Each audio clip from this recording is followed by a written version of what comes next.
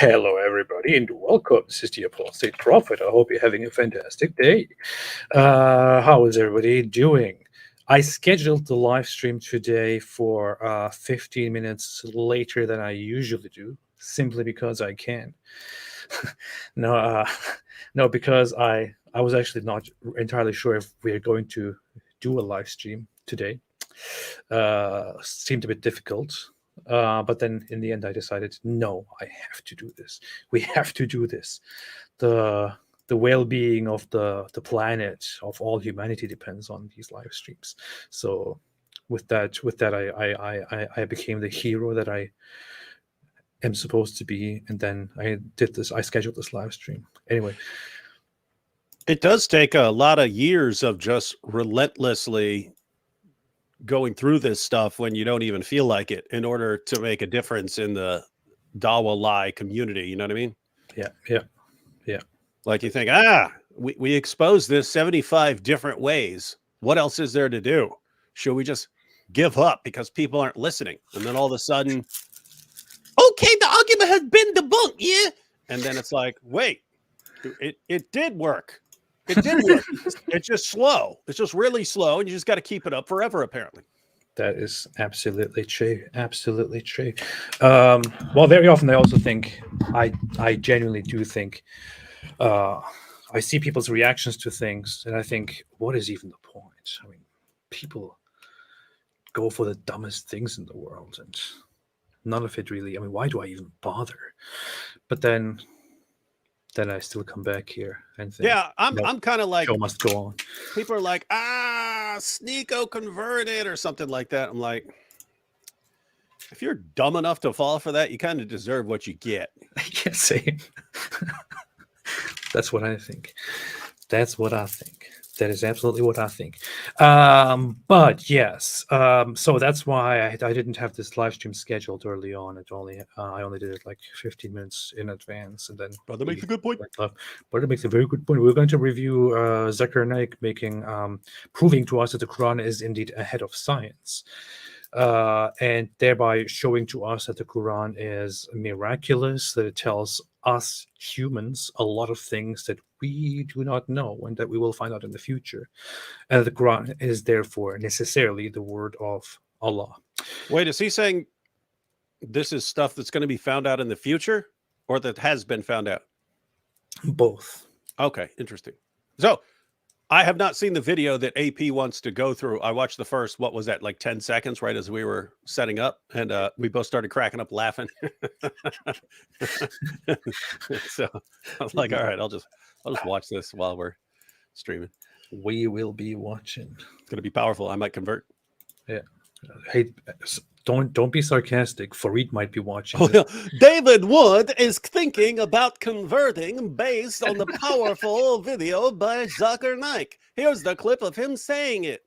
So why is he denying it now? Clearly he wasn't sincere the entire time. Geniuses. So powerful. Dawa was so powerful, man. Dawa turbocharges your brain. Yeah. I'm not making this up for those who have missed it. Fareed frequently takes sarcastic remarks that we make very seriously and then rants about them. Like when David says powerful, just as a filler and sarcastically, he's like, so why did he say it is powerful? That guy is a complete. I feel like we need a sarcasm translator with us at all times, like right in the middle. And like whenever we're sarcastic, pause. What David really meant there was, and then go through it. Yeah. So the Quran is the head of science. And we're going to find out now why that is absolutely true.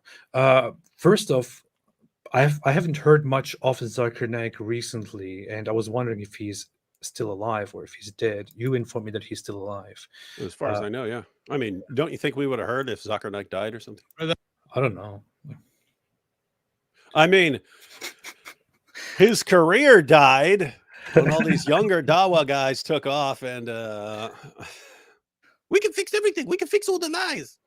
Yeah. You don't people don't realize. I've said this many times before, but the older generation So like the Ahmed Deedat and the Zakir Naiks and so on, and Shabir Ali early on, they were much smarter than the newer generation in that they generally refused to debate any sort of sensitive Muslim topic because they understood if we get on stage, even if we think we could defend something like, let's say, Muhammad's marriage to Aisha, even if we think we could defend that, most of the audience doesn't know anything about it. And therefore, simply by discussing it, the audience is learning about it. And we don't want to do that. So they they tended to focus mainly on Christian topics. Like, in fact, back in the day, they usually only wanted to debate Christian topics. Occasionally you would get a, Quran versus the Bible in science or something like that. But notice they were smarter in the sense that, hey, most of the world's population still doesn't know about this, and we want to keep them all in a state of ignorance. So do not bring up, Muhammad and Zainab, Muhammad and Aisha, or any of these things. Don't bring them up. But the younger generation comes along and they're like, oh, but we can answer this stuff. We got the powerful Dawah. We can answer this stuff. And then they start addressing it and answering it, not realizing other people are watching going, whoa, so it does teach that. Yeah. Whoa, I always heard people say it teach that, but now the Muslims are admitting it. And then, they eventually go full Daniel Hakikachu, and his followers are cheering him on. Yay, brilliant defense of child marriage, Daniel, which most people still didn't know that we defend, but now they do. And so one big epic disaster. It is fantastic. It's funny that Zakir Naik spent decades Look at this. Look at this. Zakir Naik versus a 9-year-old Christian boy who's definitely who's a full-grown man according to Islam. Why shouldn't I debate him? He's a full-grown man like Aisha. I find it so funny. I just search for Zakir Naik and I see these videos, and like Rahul debates with Dr. Zakir Naik. Who is Rahul? It's just some random guy. That's what I mean. And meanwhile, notice he'll do these discussions and so on with any random person that no one's ever heard of. Yeah, Mary challenges Dr. Zakir. Who's Mary? Just some random person in the audience, I think. Yeah. And then meanwhile, every Christian debater that I can think of has challenged him to debate. He rejects them all. And so if the rule is, if you're an actual debater, he won't go near you. If you're some random person, he's happy to have a discussion with you. Look at this. One of the most popular videos in view count recently is 1.7 million. All the others have like lower view counts here. This masturbation is not haram or sinful. So that's, of course, a very, very important topic to always. You think they say that masturbation is haram? But how did Muhammad get semen all over him? I need to work on my Zakir Naik, man. The last thing I remember from him is him making a video several years ago in response to you. We talked about that. Was like David Wood doesn't have the caliber to debate Zakir Naik because Zakir Naik is famous, and David Wood just wants to be famous. That's why he wants to debate me. It's funny because people still think of Zakir Naik as this champion debater. I think the younger generation would run circles around him in debate. Yeah. I don't think he was ever a good debater at all. He just made sure he never faced an actual debater in his entire career. Yeah, it's like, it would be like us picking some random Muslim from a mosque who's never debated before. We destroy him, and then we run back and say, we've destroyed the best debaters that Islam has to offer. And Muslims would go, what? You face some random guy? Yeah, great. That's what Zakir Naik did, ladies and gentlemen. It's exactly what Zakir Naik did. Never spent his entire career being regarded as a champion debater without actually facing one single experienced Christian debater ever. Here, Justin said that was King Julian voice. King Julian, the character from Madagascar. Actually, King Julian's voice is spoken by Zakir Naik. You didn't know this, but yeah, Zakir Naik is the voice actor behind King Julian in the Madagascar series. I'm not familiar with that one. Yeah, you should be familiar. It's amazing. That's one of the animated, right? Yeah. It's the only one where Zakir Naik acts as a voice actor. Is that the one with Chris Rock? I'm not sure. I'm trying to think of it. I don't know. It's with those. Yeah, I don't know. Anyway, so let's start looking at this video here. That's a very good question. That I've mentioned many things about science indirectly, saying all this was already discovered earlier. And if Quran says something and after science has discovered, so what's the use? Can you tell me something which science hasn't discovered? Brother, that's the reason the Arabs were advanced in the field of astronomy. Why? Because they read the Quran. That's the reason the Arabs. Now, they read the Quran, and it's just impossible to get through these first moments here without. Guys, when you think of the most advanced people in the world in astronomy, who do you think of? Arabs. And how did they become the leading astronomers? The Quran. They just read the Quran and they went out and they already knew it all. They already knew how the universe worked. You know, sunsets in a muddy pool. And look at the reasoning. Look at the reasoning. He goes on. He goes on to justify this. Because they read the Quran. The Quran has a lot of information on astronomy. So when they read the Quran, they try and do more investigation. They do more research. And that's how they come to know. Quran is a... So, okay. In the past... They say telegraphic message? I don't know why he says that. What way is he? Telegraphic message. It's a telegraphic message. The Quran is a telegraphic message of science for the readers, and that's why the Arabs back then were very advanced in this. I feel like I'm listening to an insane person here, but that is very. The Arabs were not advanced in different fields of science because they read the Quran, and the Quran gave them lots of new information, or I don't know, encouraged them to do a lot of great things. They were vastly, first and foremost, I would say, you can give your take on that, advanced in that at a certain time, many centuries ago, because they conquered a lot of regions and a lot of cultures where science was advanced, and they took from those cultures, and they translated and researched and analyzed and preserved texts which were advanced far beyond Islam, which the cultures that they conquered already had. So the Muslim scientists, not Arab scientists, the Muslim scientists simply built on what they had there. Sure, they also had a motive of researching and finding out the truth and thinking, maybe even in connection to the Quran, thinking Allah gives us all these signs, let us research all these signs, they are amazing and all that. But they didn't read the Quran and thereby obtain this amazing knowledge of the world around us. Yeah, there's a pattern over and over again that Muslims would conquer. They'd conquer an area. They would get access to the information that area had, and that might be information about mathematics, philosophy, science, and so on. And then the people who are interested in that, the scholars who are interested in that, would have to go and ask the Muslim leaders, can we do some investigating into this stuff to see if it can benefit Islam? And they would get permission. Yes, you could go and look at these works of philosophy to see what benefit you get from Islam. And then for a brief time, there would be a flourishing of something like philosophy or science or mathematics in the Muslim world. It inevitably was strangled. It would inevitably be suffocated. Why? Because there's this additional pressure on it to not be going beyond what Allah has said. Let me give you an example of this because it ties into what Zakir Naik is saying here.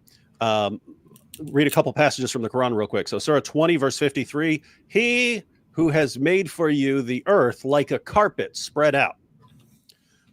So the earth is like a carpet spread out. Surah 71:19, and Allah has made the earth for you as a carpet spread out.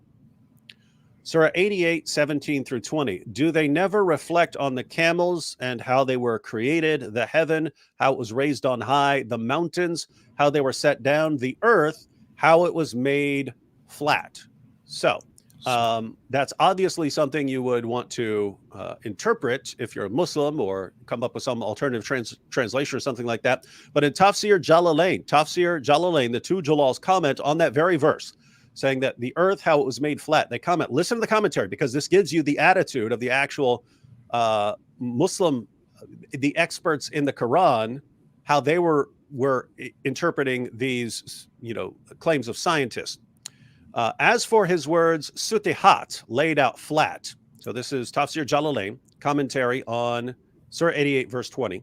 As for his word sutahat, laid out flat, this on a literal reading suggests that the earth is flat, which is the opinion of most of the scholars of the revealed law, and not a sphere as astronomers have it, even if this latter does not contradict any of the pillars of the law. So they're saying, notice what they're saying. They're saying you've got the astronomers and they say one thing, but those of us who are experts in the Quran, we know they got it wrong. And so they would let these guys go out and do their studies for a while. But notice there's always a conflict. There's the scholars of the Quran saying, hey, you guys are getting it wrong over there in science. And somehow Zakir Naik seems to think that reading the Quran is what made you the scientist. Yeah. And notice the citation here, Tafsir Jalalain, that is from the 16th century. It is by Jalalain refers to two people named Jalal. The first one who wrote it, the other one who went over it after the first one died. Those two people both had the name Jalal, which is why it's called the two Jalals.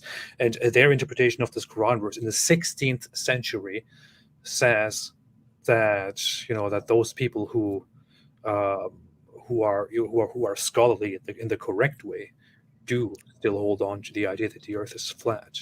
And when you look at the earlier interpretations of the Quran, even when you look at Tabari, you find lots of instances where they strictly defend and reference primitive ideas about cosmology, such as that the sun actually goes somewhere and actually sets in a certain spring, and then they're discussing whether that spring is a dark spring or a muddy spring or a hot spring, and so on. So what Muslims actually got from reading the Quran was that the earth was flat, not that there is this giant universe out there which we need to study. Yeah. See, the book of science only on one subject. In medicine, one subject only requires volumes. So if that way the Quran is, this Quran, most of the human beings, they don't like to read. Oh, such a big book.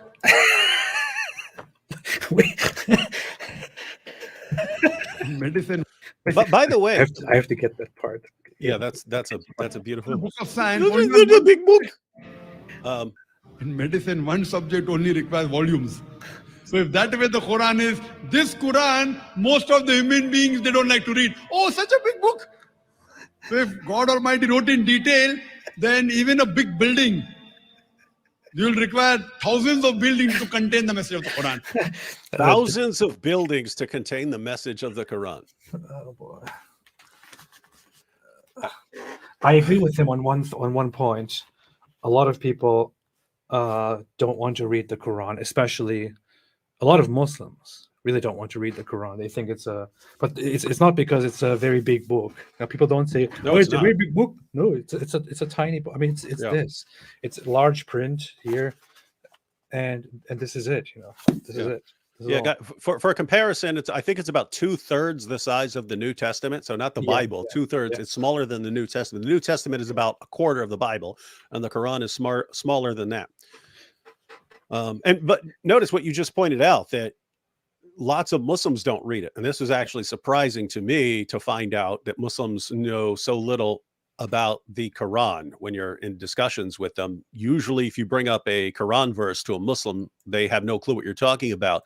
But that kind of flies in the face of their claim that, oh, it's such a powerful book and it's so eloquent and you could just spend all your time reading it because it's so beautiful. Really? You read it? No. Wait a minute. If it was this dazzlingly brilliant book, I mean, there have been some great books written down through history, and people kind of like to read really great books. People do. No one likes to read the Quran. So how wonderful do you think it really is? Yeah, I mean, I can say from experience, and lots of others can say it too. I would love to appeal to actual data and have actual numbers in front of me. It would be amazing if there were polls by country showing how many Muslims have actually read the Quran, and how many of them have read it in a language they understand. But I've met very few Muslims besides myself when I was a Muslim who had actually read the whole Quran. In fact, I I only remember like one or two people who have read the Quran in its entirety in a language that they understand. One of those was a close friend of mine back then.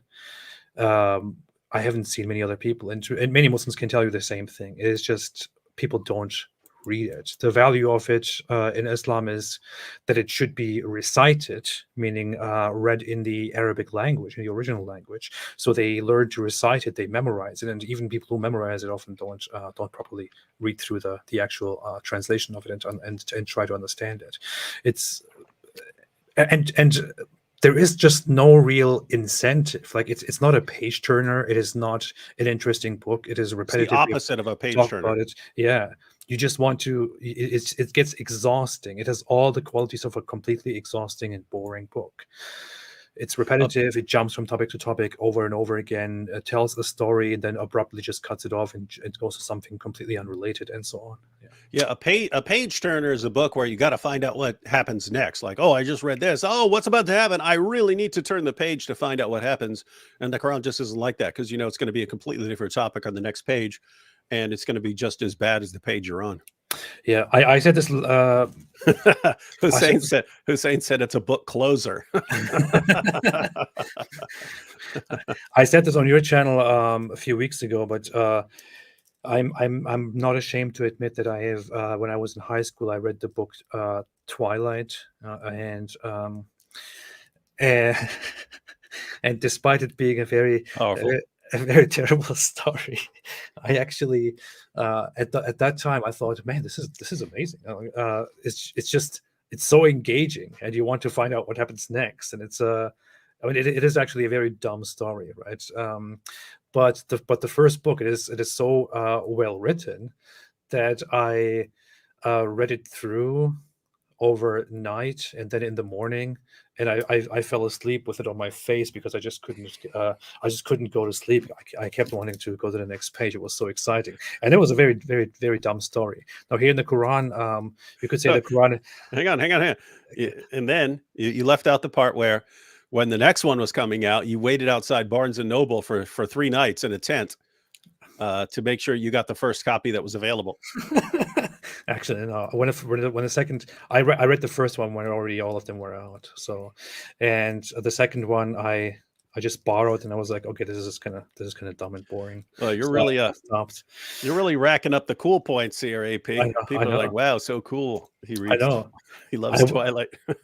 I was a gangster. I read the Twilight book, the first one, and I have to say it is significantly more enjoyable to read than the Quran, which I have read, and every single time it hurt. When I was a Muslim and I read it several times, I had to endure the pain because I felt like the pain of reading this book was a virtuous deed, and I will be rewarded for the pain that I'm going through, for the torture that I'm suffering. It was like, enduring suffering, enduring mental pain, enduring torture for the sake of Allah. That was what reading the Quran as a Muslim was like. And later, as a non-Muslim, I read it again, and it was just unbearably dumb. And I still kept reading it because I wanted to see everything that I missed in it. And it's just there is no reason for anyone to say. I have not met a single person in my life who said, the Quran, it's so amazing. I read it all the time. When I read it the first time, I just couldn't put it down. It was so engaging, so amazing. It's the best book ever. Nobody has said that. No. Yeah. Anyway. So Antony Flew was apparently correct. Antony Flew, the atheist philosopher of religion. Well, he eventually became some sort of loose theist, but he's the one who said to read the Quran is to do penance. Yeah, that's where you punish yourself for your sins by reading the Quran, and that's good. Yeah. And notice they could use that as an actual argument, right? Like Allah gives you the Quran as penance for your sins. So when you sin, go read the Quran, and that's how you punish yourself. This is a miracle of Islam. Yeah, you see, then you will never want to sin again. It's actually not an exaggeration. I had the sense of being completely bored by reading this book, but I wanted to convince myself that I'm not bored, and I also felt this pleasure of of making it through this painfully horrible book because it was for the sake of Allah, and I thought there is a reward in that. So, anyway, when I first got married and I wanted to annoy my wife for something, I would start. It wasn't the Quran. I would read her. I'm just seeing if I got it here anywhere. I'm sure you've seen it, Towards Understanding Islam by Maududi. But he goes on like page after page after page just praising Muhammad. And I would just like pull that out and start. Compared to all other men of all times, he is a diamond and they are mere rocks and blah, blah, blah. It just goes on. He goes on forever, just showering him with praise. And it's all complete nonsense. It is so weird. I don't know what I just did. It is so weird, the whole love for Muhammad. It would be things like, and it is clearly, I mean, it's clearly and indisputably nonsense. He would say that when Muhammad would stand up to reveal the Quran, it was so powerful that all the unbelievers in unison would have to cover their ears and run away screaming in order not to hear it, because they knew that they would convert if they simply heard the Quran. And it's funny because that's not even true according to the Quran. According to the Quran, they thought it was a joke, right? They're like, are you serious? Come on, we've heard that before. That's the guy over there who's telling you everything. Come on. They thought it was a joke. Anyway. When people say such things, I wonder if they actually, stop for a moment and imagine and visualize what they are telling you, that when the Quran was being spoken, or, that the people were actually panicking and shocked and covering their ears and no. Like, that's a very ridiculous thing to even think of. Okay. Anyway, Quran is telegraphic message. Telegraphic message. So in telegraphic message, many of the Muslims, they read the Quran and they made advances in science. That's the reason we find, if you go back into history, the Muslims advanced in science and technology. But you pose the question, forget about the past. What about today? I would love him to give me an example, but yeah. This is why Muhammad, peace be upon him, was the most powerful scientist of all time. I mentioned has been discovered earlier, but many of them were discovered by Muslims, some by non-Muslims, some by Europeans. What about things which science hasn't discovered? Fine. Well, David Wood, the Bible is so fantastic that Christians read the Bible and then they created the printing press and started. Is that supposed to be Zakir Naik? Is that supposed to be Zakir Naik? Because that sounds more like, I don't know. I'm just the standard, like the guy from The Simpsons. I'm not really trying very hard right now. I'm thinking more of the message. That's it. But yeah, so.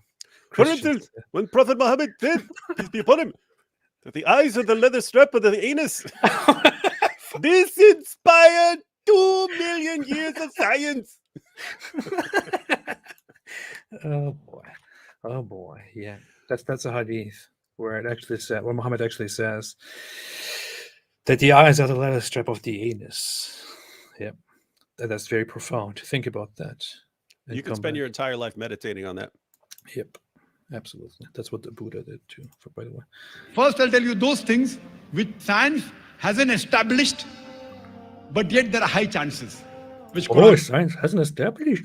I was just talking about this in a different live stream, but there was a Muslim there saying, the stuff that, so the miracles that Muslims have pointed to now apparently aren't very good, but more stuff's going to come in the future, which confirms the Quran. And so. Well, let us see what he says now. And has testified, and I believe in it. For example, Quran says in Surah Shura, chapter number 42, verse number 29, that it's Allah subhanahu wa ta'ala who has created the creatures in the heavens and the earth and has placed creatures in them. The Quran says there is life besides this earth. Today, science hasn't proved there is life besides this earth. Scientists say there are high possibilities that life will be there. As long as you say it like this, the crowd will believe you. Okay, so when the Quran says, oh my God, I can't even believe when the Quran says, when the Quran speaks of Allah creating all of the creatures, all of the creation in the heaven and the earth and the heavens, or heavens and the earth, whatever. Does that to you sound like the Quran is describing extraterrestrial beings on different planets? Klingon. Or does it sound like the creations that the Quran already mentions, like the humans and the jinns and the angels? What does it sound like, David? Am I getting this wrong here? Yeah, it's aliens, man. Wait. Oh, we combine this with the interpretation of Zakir Naik and Muhammad. Listen, if the eyes are the little strap of the anus, then clearly this Quran verse is talking about the Klingons near Uranus. Oh boy. The Quran says in multiple different verses that Allah created the jinn and mankind. Here's an example.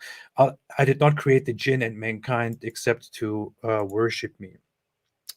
It mentions them together in different verses where it talks about heavens and the earth. I mean, this is very, very basic. I can't even. It's very ridiculous to even respond to this. The creation of the heavens and the earth is greater than the creation of mankind, but most of the people do not know. Okay, so the Quran repeatedly talks about the creatures that Allah creates, humans and jinns. It mentions humans and jinns very often, and jinns are these mystical, magical fire beings that the Arab polytheists believed were out there in the desert when it's night. They were quite scared of the desert at night. Of course, they didn't know better. Muslims adopted this whole idea of jinns into Islam, and then actually made it a proper belief that jinns are parallel beings which among us exist, and are made of fire, and they can be good and evil, and they will also be judged just like humans. And for some reason, the Quran was only sent to humans, not to jinns. But yeah, that is what the Quran means when it talks about the creation between in the earth and the heavens. How in the world does this hint at extraterrestrial beings outside of this planet? How in the world does it have anything to do with that?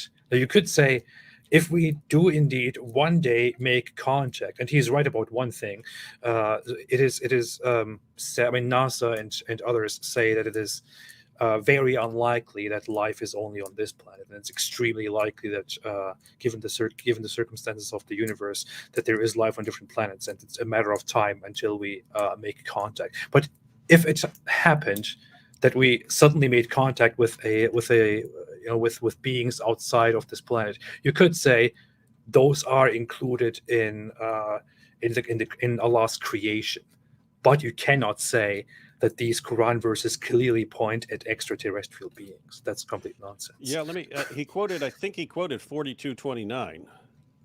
And yeah. So that says, and one of his signs is the creation of the heavens and the earth, and what he has spread forth, in both of them living beings.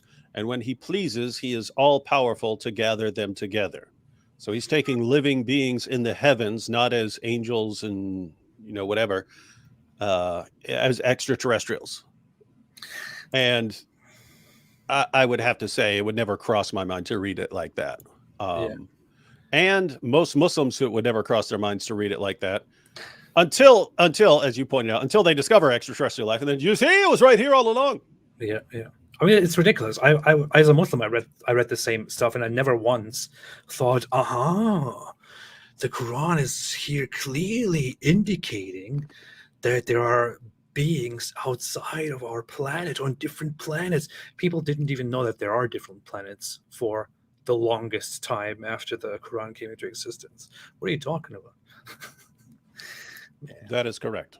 I believe in it. Science may discover it tomorrow, after 5 years, after 10 years, after 100 years. Quran says, I believe in it.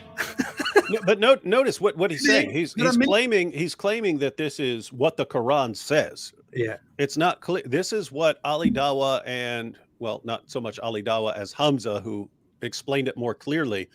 But Ali Dawah too, he kind of addressed this in sloppy fashion, that if you are claiming that something is a scientific miracle, one, you have to show that the science actually has established something and is settled on some sort of issue. Two, you have to show that that's what the Quran is really saying, and not that you're putting that interpretation in the Quran. Like, who do you have? Do you have Muhammad commenting on this? Who do you have that is giving this interpretation of the verse to make sure that you're not just putting it in there. And then, of course, the third point was you have to make sure that this isn't known before Muhammad put it in there. But notice that second criterion right there. On what basis would you think that Muhammad is talking about alien life here? None, like none. But it is clear it's a miracle. And he's saying it's clear, and I believe it, and we're eventually going to discover life based on this verse. But I asked a very good question. The Quran says in chapter 42, verse number 29. So yeah, he's clearly reading into it and asserting that Allah says that there are extraterrestrial beings when that is not what is being said, and that's just a very big claim to make. I mean, even from a religious point of view, even from an Islamic point of view, you should probably stop for a second and think, can I really make an assertion that Allah is saying what I think he's saying? Can I really go out there and make this claim and speak for Allah? That's a little bit, should be a little bit dangerous by Islamic standards. Yeah, but the thing is, and this is part of the problem, we talked about when manipulators manipulate, they are in turn manipulated in return by the audience. In other words, they're conditioning their audience, but the audience is conditioning them. The audience is constantly conditioning their leaders about what they can get away with, and they think they can get away with more and more and more. And so if you're just constantly blurting out, oh, look at this, it's a scientific miracle, oh, look at this, it's a scientific miracle, and so on, and you're just constantly making stuff up, and your audience cheers for you, and it never crosses their minds to go and look this up and make sure you're citing information accurately, then that just convinces you over time. I could say absolutely anything. I can go to a verse saying, oh, Allah created, all the living things in the heavens and the earth. You see, this is aliens. And when we find it out, when we find out about the aliens, you heard it here first, folks. That's why astronomy just blew up in the Muslim world. Brother makes a good point. Brother makes a very good point. Very, very good point. Goat von Sloot said, do you mind if I call you David? If you get my phone number, you can call me all you want. I probably won't answer. Oh, fantastic. There you have it. By the way, Sarah Rainey came and said, no, not watching tonight. Just wanted to send you some good vibes and money. Thank you. I appreciate that a lot, Sarah. But I repeat again, shame on you. Shame on you for not watching. Shame. But thank you for the super chat and the support as always. Expecting you here next time. Amused Squid said, inshallah, we need more dawah medical doctors. Indeed we do. Medical doctors. First time caught you live. Greetings from Croatia. Oh, thank you. Greetings back to Croatia from here.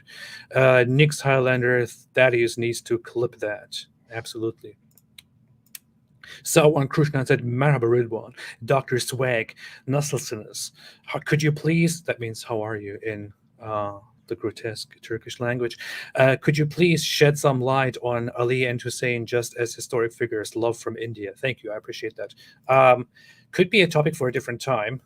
I mean, is there anything that you want to say on that? Or do you ever talk about that? Did you ever talk? Not really. I mean, it sounds like he's interested in like what, Shia Islam or something, or yeah. I mean, Ali was the son-in-law and relative of Muhammad.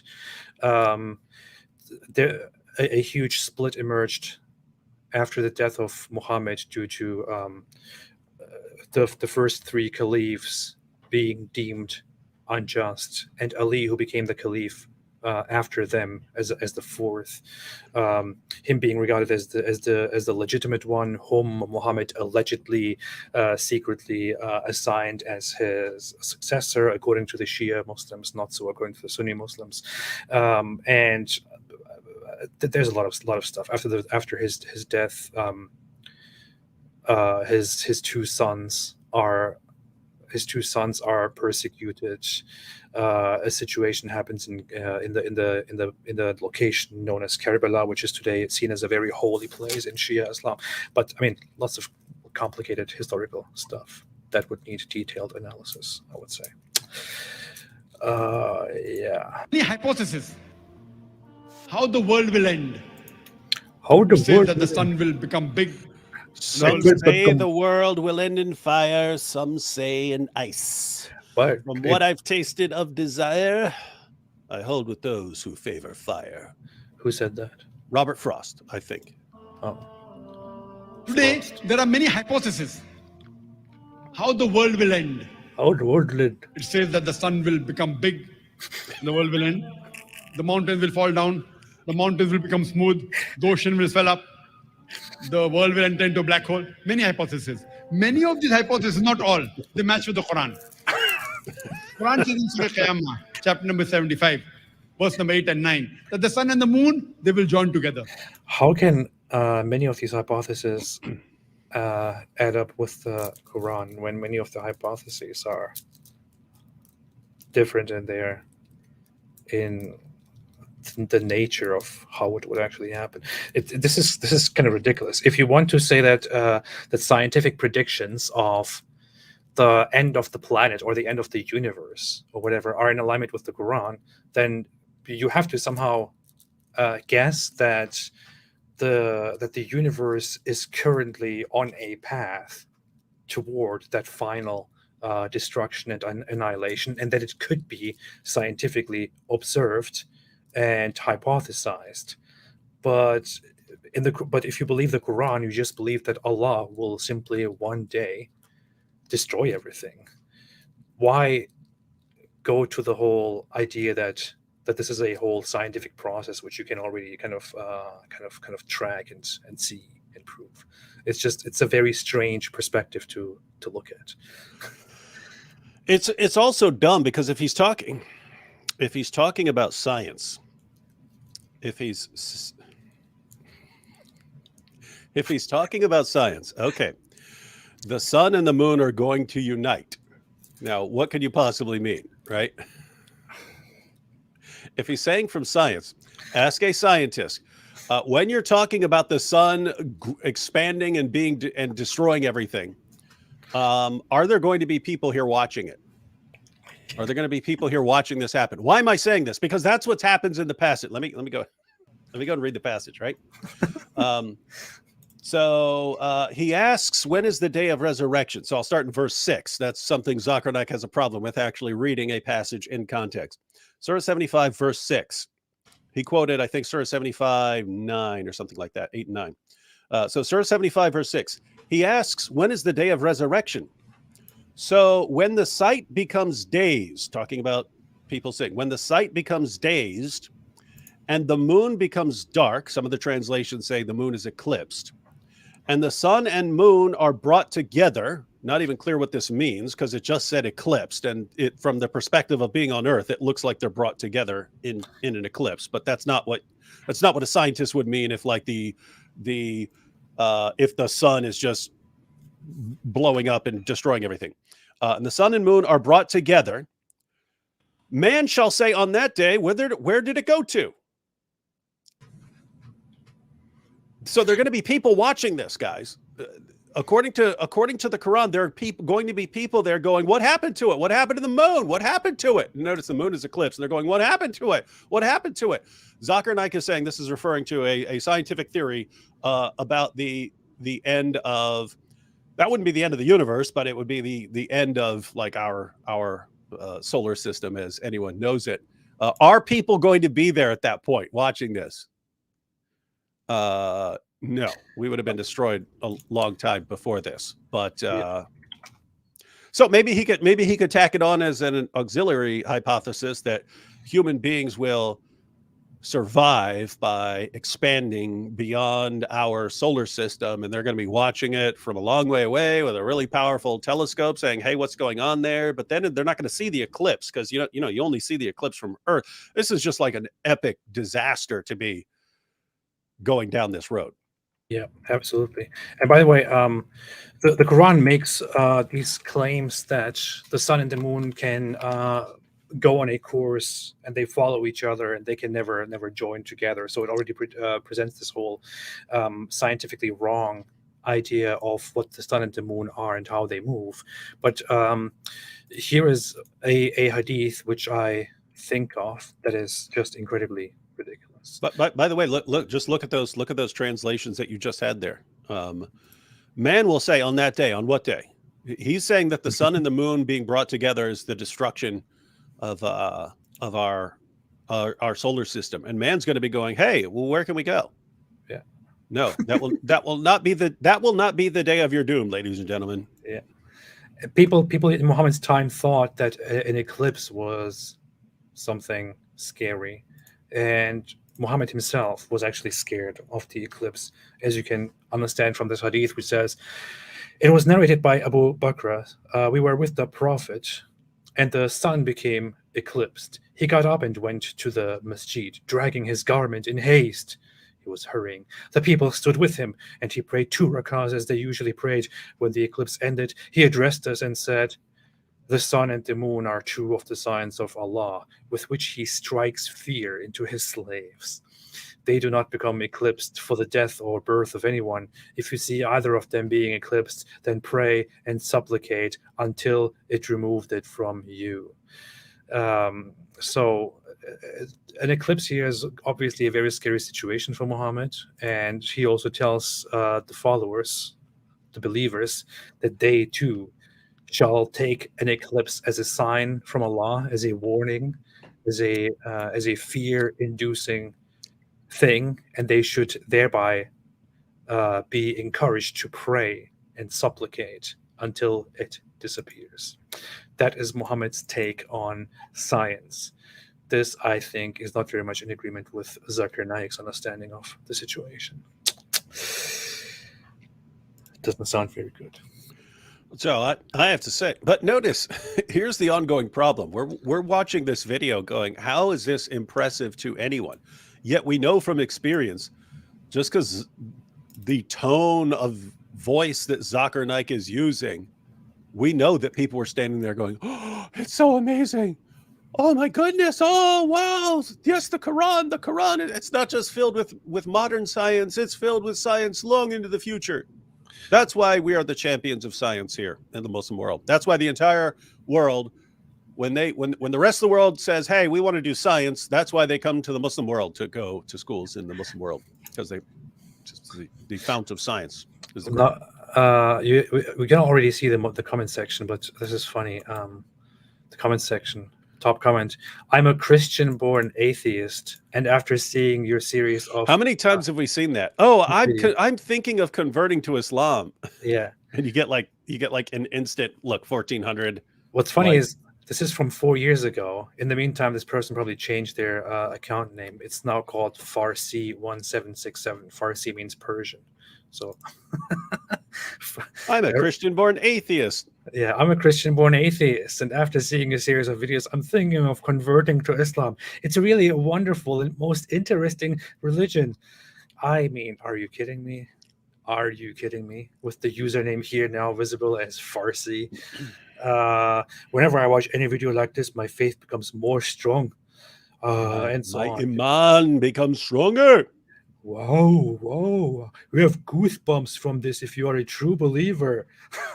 Why would you have goosebumps from this, man? I mean, guys, think about what he's saying. I mean, he just said the 2 stupidest things. One, he goes to a verse where you have no reason to think this is saying that this has anything to do with alien life. And he's saying it has something to do with alien life, and saying that it will eventually be confirmed sometime down the road. And then he's saying that, according on the end, the end, was he talking about the end of the universe? Because that's the end of everything. Was he talking about the end of the universe? Because that would not be the end of he's talking about our sun. The end of the it doesn't make sense. The whole him referring to hypotheses about the end of the world. It doesn't really make sense. So the question is kind of strange.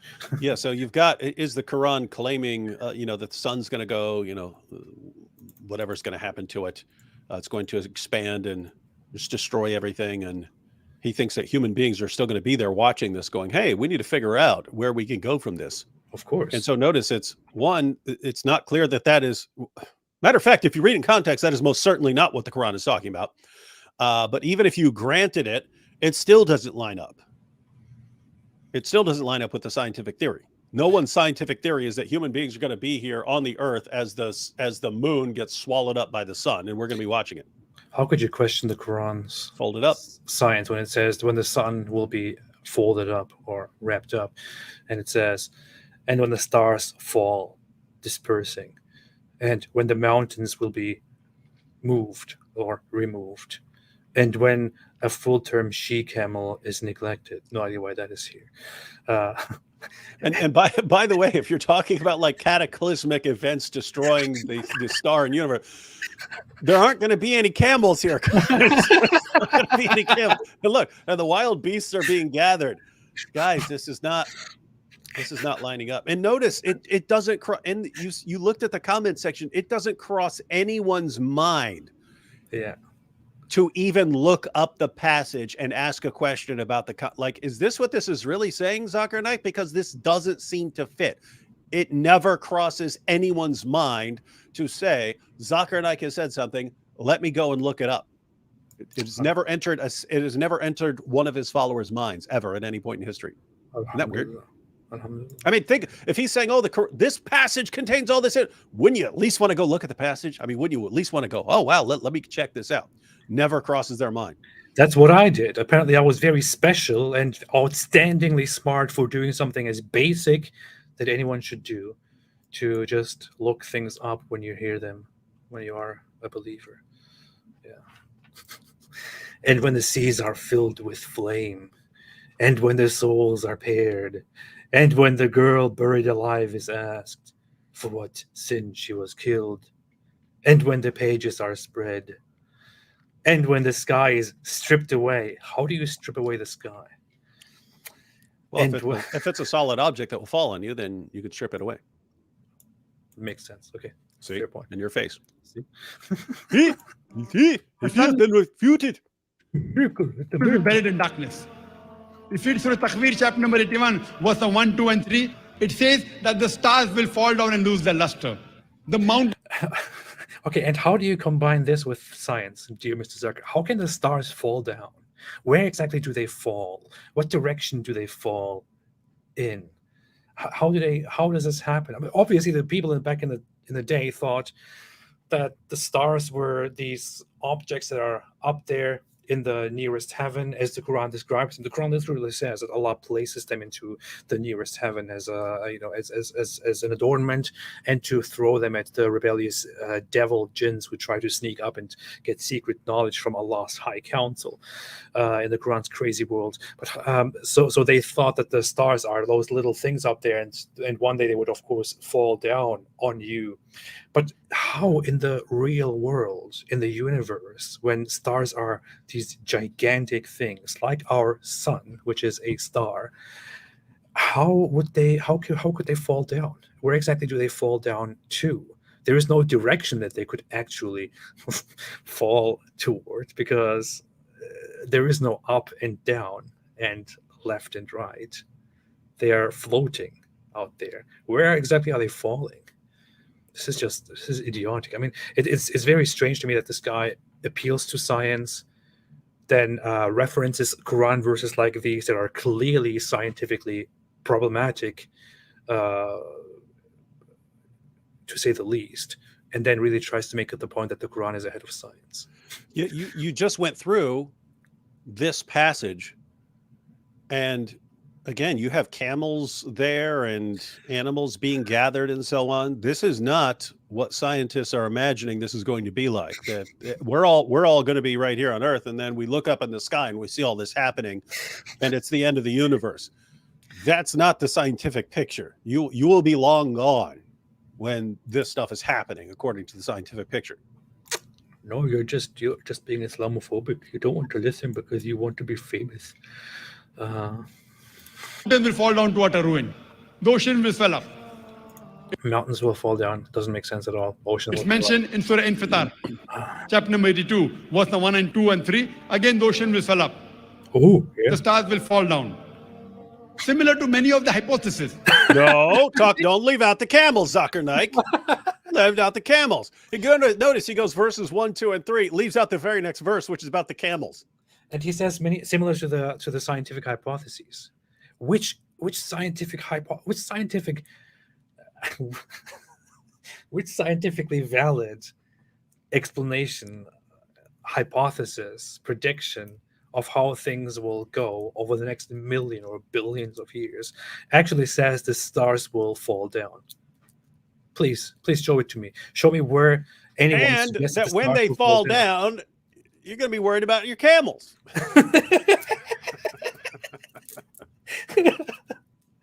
The sun, the giant sun, which is also a star, will be falling down, and you will go after your camel. Here's the thing. The only This is you ridiculous. can there are basically two ways you can use a passage like this, right? One, you could say they're using apocalyptic language, right? Because that it was a thing that people would use apocalyptic language about the end of the universe, and they're just using some really extreme language about all the stuff's going to happen. Or you could use a metaphorical interpretation, saying, you know, the stars falling refers to angels falling or something like that. So, but notice, once you go in that route, you can't be appealing to science, because now you're saying that things are they mean something other than what they're saying. But Zakir Naik is saying, no, it means exactly what it says. And this is something that science will confirm, where if you understand anything about the scientific theory he's pointing to, and you understand anything about the passage, these things cannot possibly be reconciled. And he's saying it's miraculous, amazing evidence for the Quran that these things fit together so well. They don't fit together at all. Yeah. There have been attempts in the Islamic history of interpreting these verses to say that the stars falling is indeed here just metaphorical. It's just a reference to them, losing their light and all of that.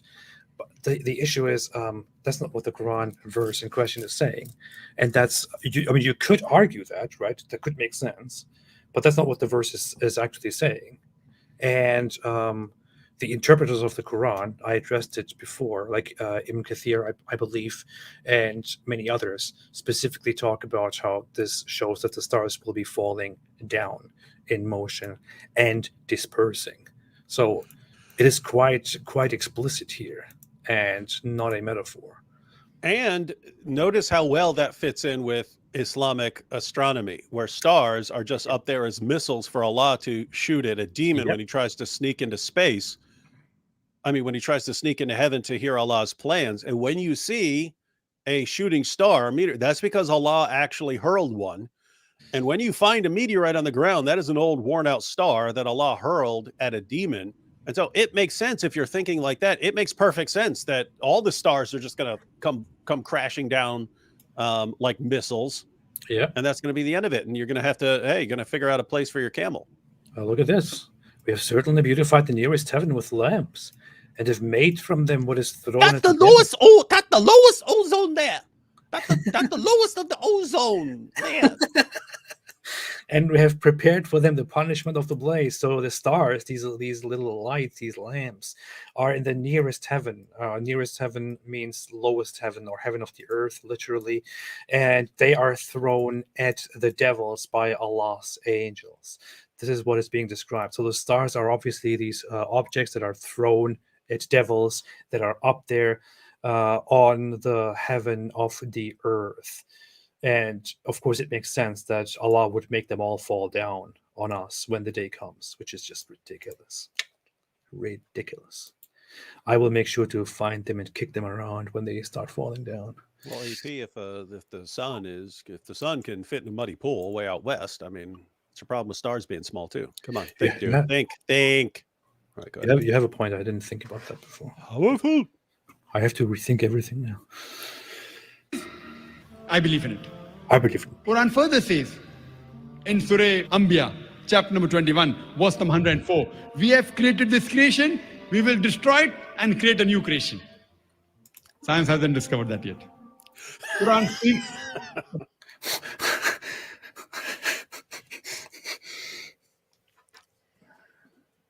about life after death. Science hasn't proved that yet. Quran speaks about heaven and hell. Why would science even go into that? Like, he doesn't understand science as the medical doctor? I don't get it. Science hasn't proved about that. Quran speaks about jinn. Today psychologists say extraterrestrial power. There are some people who get possessed with jinns. Who says that, Zakir Naik? Who says that? Everyone says that. Psychologists said that. Science hasn't proved about that. Quran speaks about jinn. Today psychologists say Psychologists. extraterrestrial power. David, you took psychology courses, right?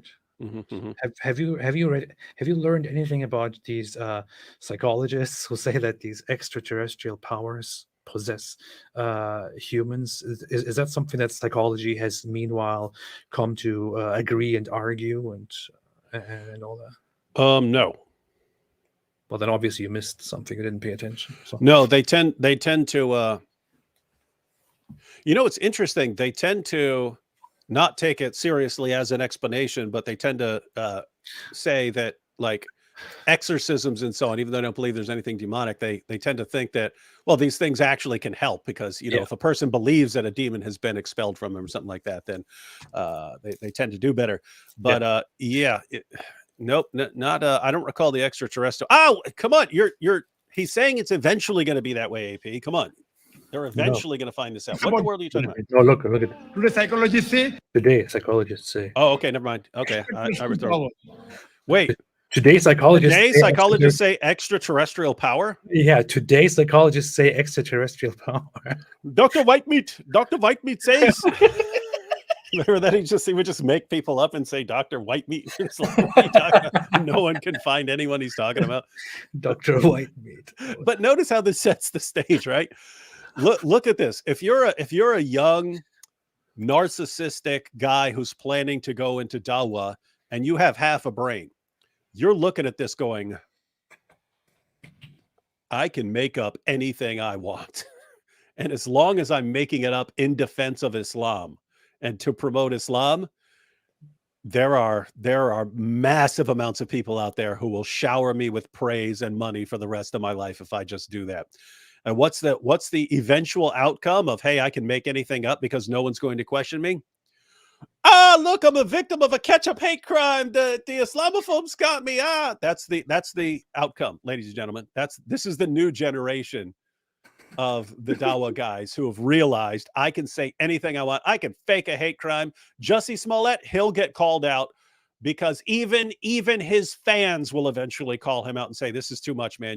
This is wrong. You got to go to jail. In the Dawa community, nope. They're not going to call you out. I just Googled it and also looked among scholarly articles on psychologists talking about extraterrestrial powers. I can't find anything here. I don't know why. You're a liar. That's the main theory now. They have conferences on extraterrestrial power. They go in there and they say, hey, this guy's coming in here. He's acting all weird. He says he's hearing voices. Aha, extraterrestrial power. So let's get this straight now. Let's cut through the nonsense and let's get this straight. According to Zakir Naik, psychologists today interpret certain behaviors that are considered possessions by jinns as extraterrestrial powers, meaning psychologists are saying that these are extraterrestrial, so outside our planet is their origin, powers which have some control over these people and make them mentally ill or possess them. So this would mean that psychologists today are clearly arguing for the confirmed existence of extraterrestrial beings or powers which interact with us and possess us. And psychologists have confirmed in the movie Independence Day that the alien could control another person's mind. We saw it right there. And that E.T. could put the finger out and take the pain away from the finger. This is their all-time great. This is their all-time greatest champion of Dawa. What, guys? Who believes this? Like, what has he gotten right here? Like, that's what's amazing. Again, Nabil did this once. He went through a 5-minute Zakir Naik clip and fact-checked everything. And there were 25 mistakes in a 5-minute clip. I mean, 25 factual errors in a 5-minute clip. This is not a guy who did a ton of research and went out and showed how this research confirms the Quran. This is a guy who realized that he is talking to complete gullible morons who will listen to anything he says and cheer for him no matter what. And over time, he realized, I could just say anything. All I have to do is get up there and sound confident, and I'm good forever for the rest of my life. And I'll go down as a legend in the Islamic community. He still does that whole thing. I think he still sticks to that whole misunderstanding of words when he refers to a scientific theory, which is theory means it's a theory. It's not fact. Like, Yeah, that's not what a theory means in science generally. he still does that after being corrected and called out and laughed about so many times for, as a medical doctor, allegedly a scientist, misunderstanding and misrepresenting such a very simple point in terms of scientific research. He still sticks to that. So I don't know what it is. Does he know that he's making things up, that he's just lying? Does he know that he gets things wrong, but he just sticks to them, or is he unaware of the ridiculousness of some of the claims that he makes, and he just doesn't bother into looking into things and correcting himself? I don't get it. I'm pretty sure. I don't say this about everyone, right? Like if a Muslim were to say this to me sitting down on the subway or something like this, and a Muslim were to give me these arguments, I would think, okay, this Muslim really believes this stuff and so on. When I hear Zakir Naik, I've just seen too many examples where, okay, the person listening to you does not know what that passage actually says. But you've read it, and you know what it actually says. Like it's very similar to when he argues that according to the Bible, Jesus didn't die by crucifixion. And in some of the cases, a verse that he will use, in some of the cases where he uses a verse to make a point, he only quotes part of the verse. You literally just have to finish the verse and it refutes the point he's making, or let alone read the rest of the passage. But those are situations where, okay, someone who's never actually gone to this passage and never actually read this verse might hear that quotation and interpret it the way you think, the way you're claiming it should be interpreted. But anyone who's actually read that knows there's no way to interpret it that way. You're claiming that that is the correct interpretation. I know Zakir Naik has at least at some point gone to that passage, and yet the fact that he's saying this to them, you've got to know you're lying at that point. And so what I really think is going on here is similar to what Ali Dawah was saying, that he was brought into Islam by deception. He was duped into converting to Islam by these scientific miracles. And he's since found out that it's absolute nonsense, but he wants to stay for other things. But notice, even according to Ali Dawah says Allah used the deception of the scientific miracles to bring him to Islam. So in Ali Dawah's mind, that deception was good because it got him to Islam. I really think a lot of these Dawah guys are along those lines. I mean, think about it. I mean, the perfect preservation, they all knew that was total nonsense, right? But they still said it. I mean, if you know anything, I mean, at least the people like Yasser Qadhi indisputably knew that was a lie, that perfect preservation of just one Quran. They all knew that was a lie, yet they rolled with it. And so they really seem to be thinking in terms of, okay, well, you're going to heaven if you're a Muslim, you're going to hell if you're not. And therefore, even if I lie to you and deceive you to get you to believe in Islam, I'm deceiving you into heaven. So what's the problem here? And so I think they just believe that it's entirely justified to lie to people. Yeah. It's crazy, man. It is crazy. It's powerful, though. It's Dawah. It is pretty crazy. It reminds me of him when it comes to the scientific theory thing. He's like, it's a scientific theory. It's a hypothesis. Like a scientific theory and a scientific hypothesis are they are two completely different. They are two different things. They are actually two different things. And he's there and he's like, I'm a scientist. I'm a medical doctor. It's a hypothesis. It's a theory. Theory means it's a theory. It's a hypothesis. Like, that doesn't make any sense. You should know this as a medical doctor if you want to use your credentials and your status there. The guy is weird. They now make Qurans in chronological order with pictures, said Happy Camper. Nice.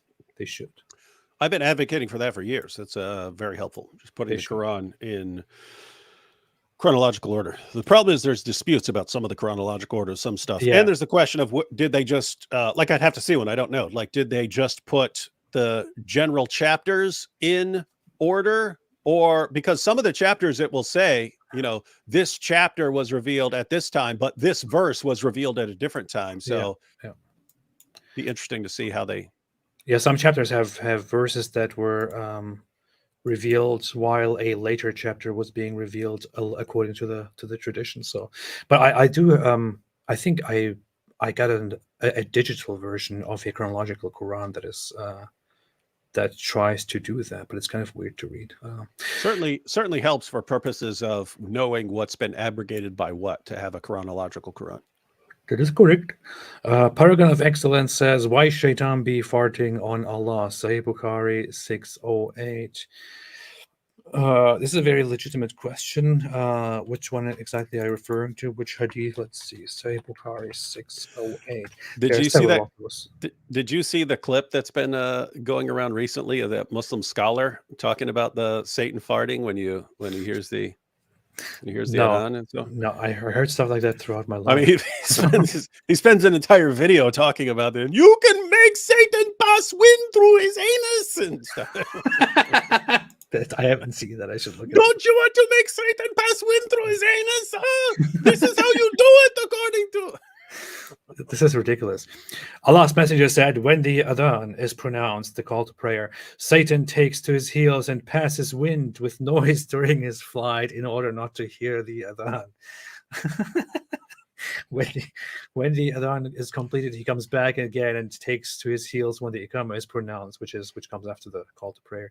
And after its completion, he returns again till he whispers into the heart of the person and makes him remember things which he does not recall, and so on. So this is a funny attempt to explain why some people forget things while they are praying or have different thoughts while they are praying, think about different things. Muhammad explains that by Satan coming and whispering things into your ears. That's why your mind wanders off into different things. That's not how the mind works. It's just Satan doing that to you when he's done farting. This is the wisdom. The wisdom of Muhammad. Yeah, I know. That's what I mean. It's like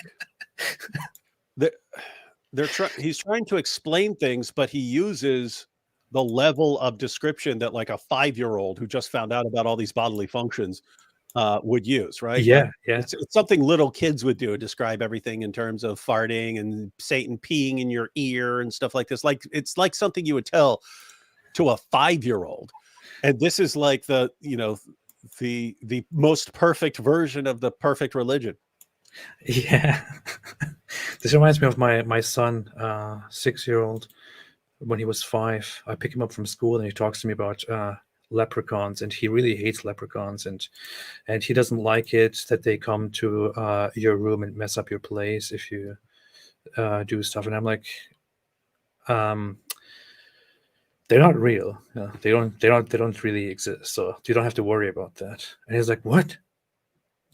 Are you just kidding? And he had a whole discussion with me about leprechauns and what they actually do and how it makes complete sense. That reminds me of Muhammad here. Yeah. Well. Why don't I take my little son as prophet? I don't understand. You say extraterrestrial power. There are some people who get possessed with jinns. Quran speaks about that. Quran speaks the first man on the earth was Adam, peace be upon him. Science hasn't proved. There are high possibility science will prove. Now you may ask me that, brother Zakir, you gave such a good talk on science and technology. You give such a good talk. Why is with 100%? He's bragging about it. Now someone will say to me, Zakir Naik, you're so great at everything. You're the smartest person who's ever lived and the greatest human being in the world. Why shouldn't we elect you king? Fair point. But let me say, I mean, look at it. Someone will that say, is just that's amazing. That's I don't know. That's so narcissistic. Look, he's bragging, praising himself from someone else's hypothetic home. Science hasn't proved that high it's fine, because as long as you say someone will say, there's someone. Yeah. Now you may ask me that, brother Zakir, you gave such a good talk on science and technology. And you're so good looking, like you look like a model. Why won't you go into modeling? Why are you not a movie star with your great looks and your great proof? With 100% solid You proof. believe in life after 100% solid proof. You believe it? You believe in heaven You and believe hell? in it? You're a doctor? You're a doctor? Isn't this unscientific? I said, no, brother. No, brother. I know I'm doing a lot of mockery here, and I know lots of viewers will Shame on you. say that lots of viewers will say, AP, you're so amazing, so brilliant, so smart, so eloquent, so fantastic. There's no better YouTuber than you, and no better speaker and streamer than you. I know people will say that. So why are you making fun of somebody? Isn't that kind of a low blow? But I'm just doing that because I like it. Yeah. Yeah. See how easy it is? See? We got to start learning to compliment ourselves like this guy. I believe that it is scientific. Suppose whatever the Quran has mentioned, 80% has proved to be 100% correct. I spoke about 80% is scientific. Suppose whatever the Quran has mentioned, 80% has proved to be 100% correct. Hold on. There's a scene in Anchorman. I've watched the clip like 80 times, but I forget the percentages. He goes, he's talking about his cologne, and it's called Sex Panther. And he says, he goes, 60% of the time it works every time. That's what he says right now. 80% has proven to be 100% correct. Why would you do that? Why would you give a percentage within on this? This just 60% of the time, Or it even works the every claim. time. So look at what he's actually saying. He's saying even like the claim 80% of the Quran is 100% factual. Yeah, 80% of the Quran we've tested. We found out that it's 100% scientifically accurate, and therefore the 20% that hasn't been confirmed by science, that's the stuff that will be confirmed in the future. If I actually thought for a second that 80% of the Quran has been confirmed as 100% accurate, I might agree with him and say, wow, it was really right on all these things. The problem is that the clearest scientific passages in the Quran are all wrong. You know, sun setting in a muddy pool, stars or missiles that Allah uses to shoot demons, semen is formed between the backbone and ribs. All of this stuff is wrong. And the stuff that they claim is scientifically accurate, you usually just have to read the passage to see what it's actually saying, or have any clue at all what the actual scientific claim is being made. And you find out that apart from some very general stuff like there is a sun and there is a moon, Muhammad gets everything wrong that he could possibly get wrong. He gets it wrong. And Zakir Naik looks at it, 100% correct. No. 100% correct. No. What? It's 100% correct. It's amazing. 80% is 100% correct. It's a miracle. It is a miracle. 60% of the time, it works every time. I made a video in the past. And the Quran tells us the same story. Yeah, that was me. I made a video in the past, which is called "The Scientific Mistakes of the Quran." And you should pin that on this video, and then everyone, yeah. if there are new people, because that's 4 years. Gosh, it's been 4 years since you made that. I remember you making that. I know, that's insane. That's 4 years ago. I worked for months on this one video. I worked for months on it, writing it, putting it together, editing things out, putting new things in, researching, recording it, putting it all together, and then editing the whole thing, finding all kind of stock footage. And what's funny is it took me, I think it took me like 6 months or something like that to put this together. What's funny is when I made this and published it, there was this one Muslim guy on Twitter, Justin Parrott. We recently reviewed something from him. He went on and said, look at the quality of his video. It's very clear that that somebody is paying him because the quality is very good. He's obviously getting money for this. And I did it all by myself for a very long time. Hey, that's what. See, that's how you praise someone, right? I know. And you can praise yourself. You can be like, hey, I make my graphics. And, as one Muslim pointed out to me, oh, look, he's obviously being paid for all his great graphics. But I made those, ladies and gentlemen. So ridiculous, man. Hey, look, you got Muhammad Ijad there. Scientific errors in the Quran refuted. He did that in response to me. He talked about it, and then I was I was about to say, hey, we should go through that video in the next live stream, and it's like 2 hours and 55 minutes. well, what he did was he addressed, after having a discussion with me. Is this he the talked about- Unabomber? Yes, he talked about how the detractors of Islam have now put together like compilations of supposed scientific mistakes. So I will come to look at his debunk that. views. Look at his views versus yours. You Really? see, he got Look at 190,000 views. Yeah, You got 700,000 views. this is proof. You see, that's why they abandoned the argument. They're like, we can only get 190,000. He got 700,000. Let's just say it's been debunked. All right, it's been debunked by majority vote. Hey, if I was like them, I would actually put this put these two together with the screenshots showing the view count and see. That's look, exactly. You should do that in a tweet just for joking because we're talking about it here. Yeah. You see, If I was like this, the people have spoken. you can clearly see here that mine is much more convincing than you. Nobody believes your defense of the scientific issues in the Quran. Or everybody believes that there are scientific mistakes because look at it, 700,000 versus 190,000. The people have spoken.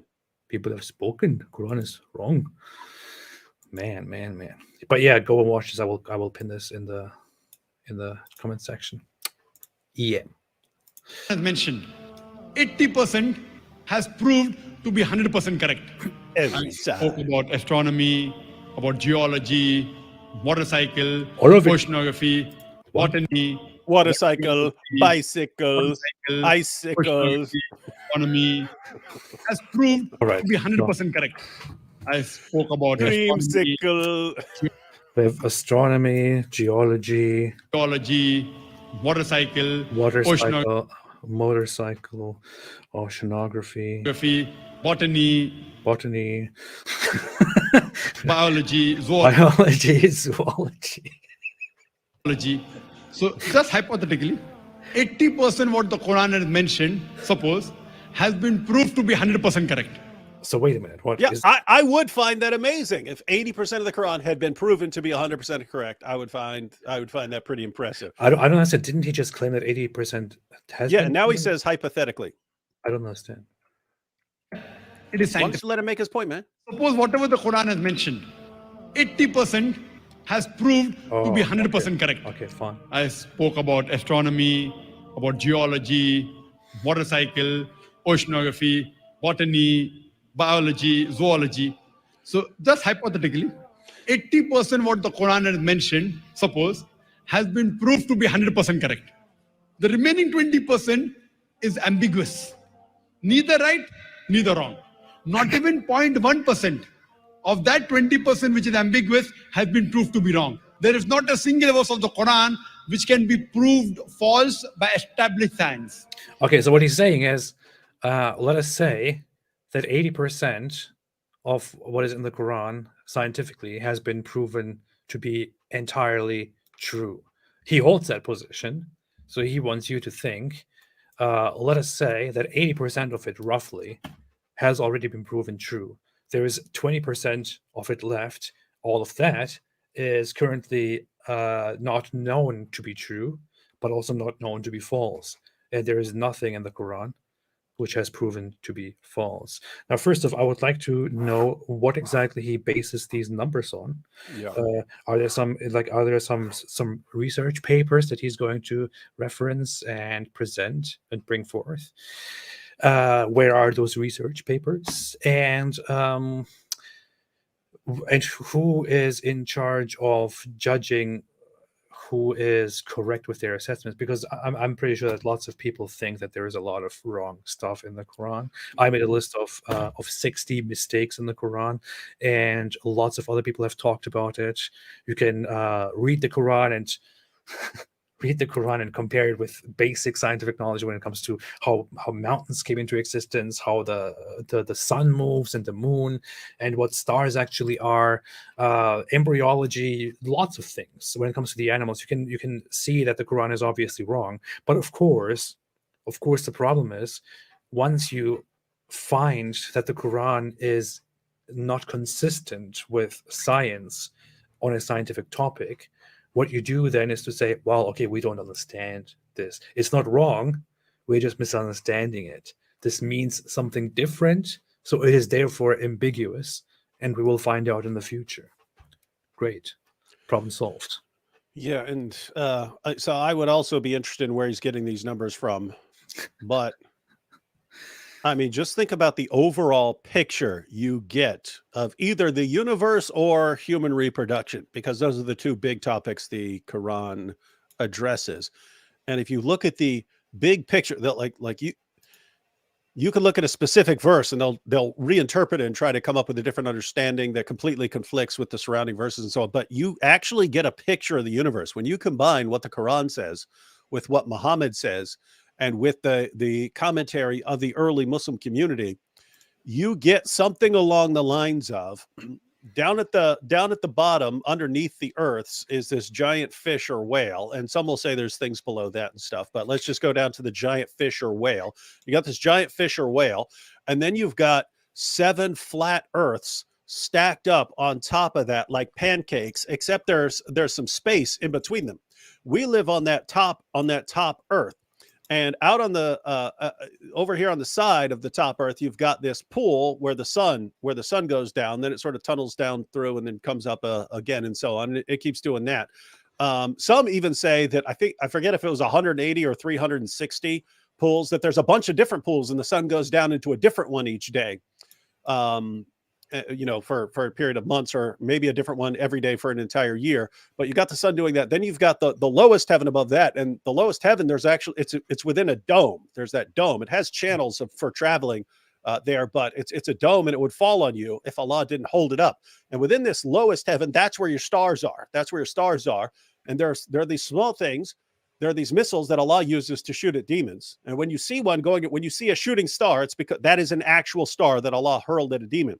And you have 7 of these domes stacked on top of each other. And there's a 500-year journey between each of the heavens, and there's a 500-year journey in between each of the 7 earths that are stacked up. And so you can look at that, and you could actually draw that out and see what the universe looks like. And then you could say, how much does that line up with modern science?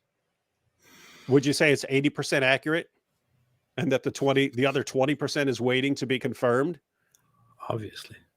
Something like that. You get a similar result if you go through embryology and so on. Obviously. This shows it's clearly true. It's a miracle.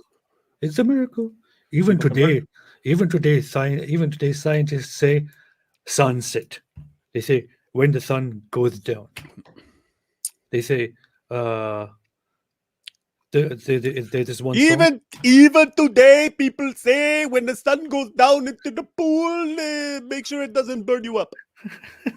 Even today, scientists say in this one song, the sky will fall down. The sky will, if you leave me, the sky will fall down. This means it's a miracle. That's what the Quran says. Ridiculous stuff, man. No, it's good. But yeah, it is good. It is good. It is good. Hypothesis. So my logic says, His logic. established science. Hypothesis.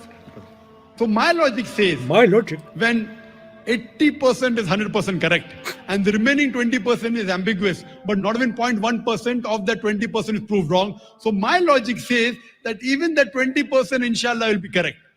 If not today, tomorrow. Of course you will say that. After 50 years, after 100 years, after 1,000 years, Allahu Alam, God knows, they will prove there's life after death. They will prove there is jinn. They will prove there is hell. There is proof. Zakir Naik, science is not concerned with proving that there is life after death. I don't think you understand what science actually is, which is very strange because you are supposedly a scientist, a medical doctor. He should be aware of the fact that science is not meant to concern itself with finding out that there is indeed life after death. That would not be a scientific matter. Jeez, I don't even. Play that math part again, because I'm going to show you what it just reminded me of. Suppose 80% is 100% correct. That means the 1% of the 20% is 100% false. Hypothesis. So my logic says, when 80% is 100% correct and the remaining 20% is ambiguous, but not even 0.1% of that 20% is proved wrong. So my logic says that even that 20% inshallah will be correct. If not today, tomorrow, after 50. Hey, check out the link I just sent you. I mean, we could always finish this one and then come back to that point because it's almost over. But I sent you a link. What that reminded me of. It's pretty awesome. Let's see. Scott Steiner, it's going to be a three-way for the TNA heavyweight title at Sacrifice between you, Kurt Angle, and Samoa Joe. Now, before you get there, That's you have about an to be important awesome step tonight as you and X Division champion Petey Williams take on the unlikely duo of Kurt Angle and Samoa Joe. Okay, here we go. Zakir Naik. All men are created equal, but you look at me and you look at Small Joe, and you can see that statement is not true. See, normally if you go one-on-one with another wrestler, you got a 50-50 chance of winning. 50-50. I'm a genetic freak, and I'm not normal. So you got a 25% at best at beating me. Then you add Kurt Angle to the mix. Your chances of winning drastically go down. See, the three-way at Sacrifice, you got a 33 and a third chance of winning. I got a 66 and two-thirds chance of winning because Kurt Angle knows he can't beat me, and he's not even going to try. So, Small Joe, you take your 33 and a third chance minus my 25% chance, and you got an 8 and a third chance of winning. Then you take my 75% chance of winning, lose to a one-on-one, and then add 66 and two-thirds chance. I got a 141 and two-thirds chance of winning at Sacrifice. See, numbers don't lie. Disaster for you at Sacrifice. But I'm going to break it down for all you ladies. Would you rather be with me? You stop it there. Now he's changing the subject. We just wanted the math. Wasn't that awesome? Oh man, that's crazy. Oh. I didn't know about this. That was powerful.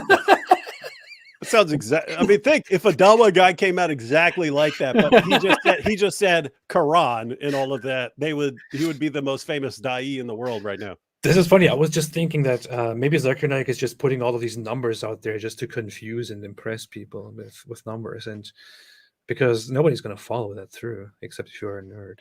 Yeah. But that's Wasn't that an awesome clip? yeah, it was. It was good.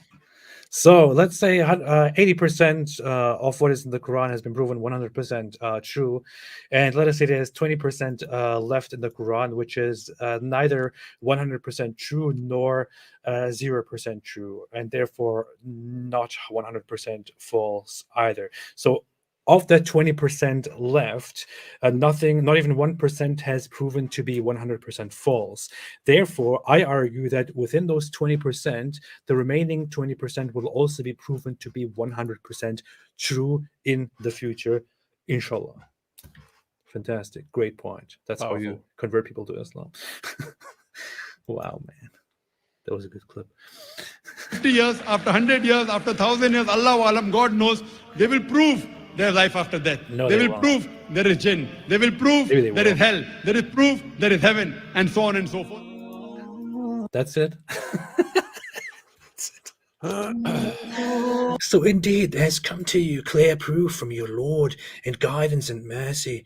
Who is then more unjust than he who rejects Allah's message and turns away from them? This is put here. This message is put here at the end of this video because clearly you have seen that after this powerful message, Islam is true. The Quran is from Allah. It's very obvious now at this point. So if you are still in the light of this guidance, of this clear proof from your Lord, you do not believe in Islam. If you at this point don't accept the Quran as the word of Allah, then you are just completely unjust, and shame on you. Yeah. Powerful. Shame on you. Shame on you.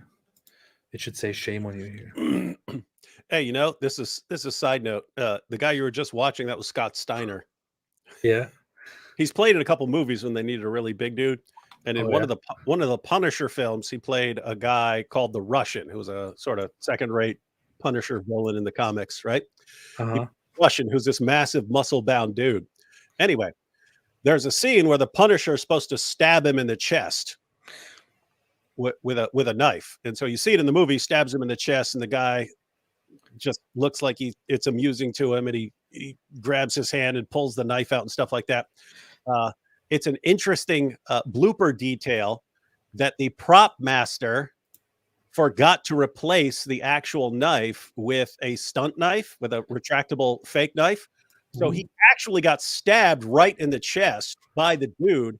He stayed in character, grinning and in a sick smile on his face, and made the guy pull it out and stuff. But it was all real. It's in the film. Wow. That's a tough dude. Gets stabbed in the chest by accident because the prop guy is stupid, but stays in character. Wow. That's messed up, man. That is messed up. That is absolutely messed up. Hey, so after going through this whole video in which we have confirmed the Quran is ahead of science, what do you think, David? Are you becoming a Muslim now? No, it's like I mean, every Zakir Naik How dare you. clip I see is dumber than the one that came before that. You know what I mean? But the people here in the comment section of this video are saying that their faith became stronger after they watched this video. So what's your Yeah, problem? I hear that a lot. Wow. It's become the mantra. I'm actually speechless. His explanations are great. Isn't this interesting? It's like you and I look at that, and it is the most insanely idiotic nonsense we've ever heard, and all you get is praise for this in the Dawa community. Man. But I Wow. mean, think about this. If you were Zakir Naik, if you were a Dawa guy and you just made that video, and it was the absolute most ridiculous nonsense, there is not one valid, valuable point in the entire video. Everything is complete nonsense. And you get showered with praise. You're our hero for this. What message does that send? It sends you the message, put out more nonsense, because they eat it up. They eat it up here. No, the message it sends out is that this is powerful stuff. Oh, Dawa is so powerful. Dawa is powerful. Dawa is amazing. Dawa is brilliant. This is how they built up the Ummah for years, and now Ali Dawa just comes along. Hey, it's all been debunked. Look, here's a 10-year-old who is impressed. So that's clear proof that this is a good video. That there's a lot of good proof. Yeah, kid, if you really want to be a scientist, you could be a Muslim and be a scientist. You cannot really be a Zakir Naik fan and take his claim seriously and be a scientist. Man. You would be laughed out of any science department in the world if you went in and started spouting this stuff. Videos like this rekindle the strong faith I once had. My faith weakened. Now I begin to return. If your faith weakened, and this kind of complete nonsense, which is laughable on so many levels, is what rekindles your faith, then I don't know what to do with you. I don't know what to tell you. Wow. Christian Hijab says one of her Muslim friends. Says one of her Muslim friends told her she just needs to watch Zakir Naik, and then she would understand Islam better. Ironically, your Muslim friend is right. You will understand Islam. But if you actually look at how Zakir Naik convinces people, you will learn all kinds of stuff about Islam and how it's perfectly acceptable to deceive people as long as you find the right people who are ignorant and gullible, and you use that to spread your religion. It actually tells me a lot about Muslims. It tells me a lot about Muslims, and it's not good. Doesn't look pretty. Not pretty. It ain't pretty. It ain't pretty at all. Daryl said additional jizya payment. Oh, thank you, Daryl. Thank you, Daryl, for the jizya payment. Thank you. I appreciate it. I'll put it to good use for this channel. I appreciate it very much. House of Hikmah, the kid, said, look at these nerds talking about science. Isn't he like 12 years old or something? Yeah, he's a total little nerd who, yeah, I don't even know what to say, man. You can't talk about kids too much because you don't want to ruin their self-esteem.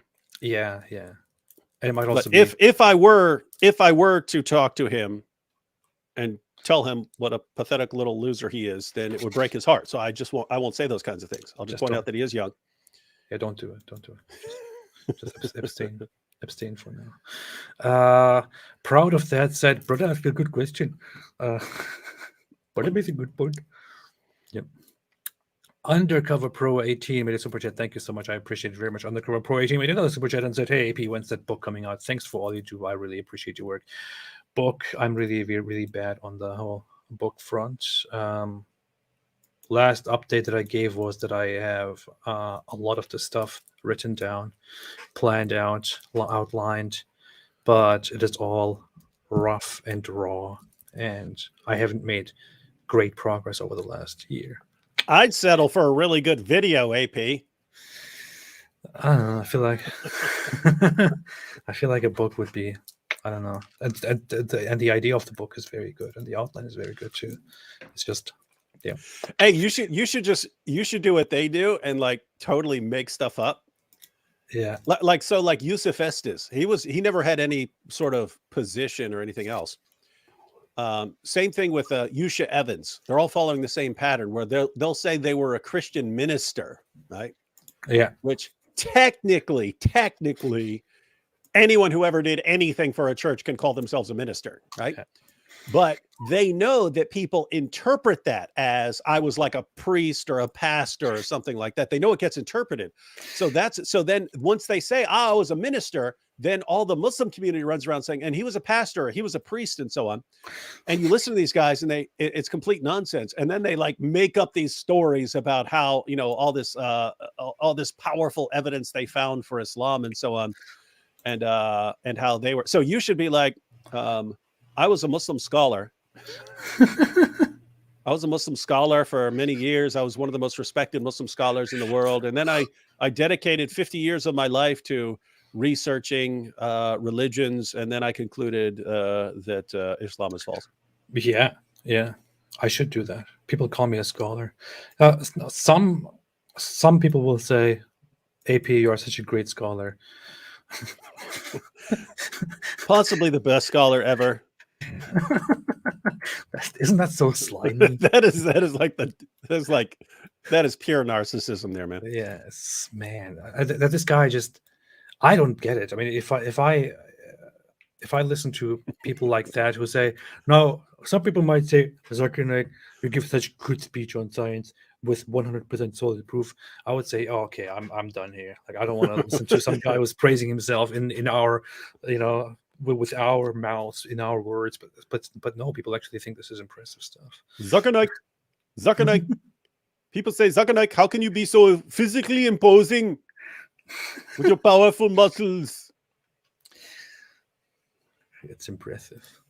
Very powerful. I just want David's contact info for spiritual guidance. Please, how can I contact you? I think you need to contact David. Go to the Answering Islam website, and you can get my email address there. I don't like saying it in various places because there are bots picking stuff up and so on. And then all of a sudden you get like a million messages from trolls and stuff, or bots trying to sell me stuff. Also, jinns are often around and they try to pick up the email address and stuff like that. Yeah, so go to answeringislam.net, go to the individual authors page, and you can get my email there. Yeah. Now, David's just acting like he's a big author. Good von Sloot says, David, I just want to contact you. Contact you. You might say you want to contact me because of my brilliant lectures and my powerful science lessons.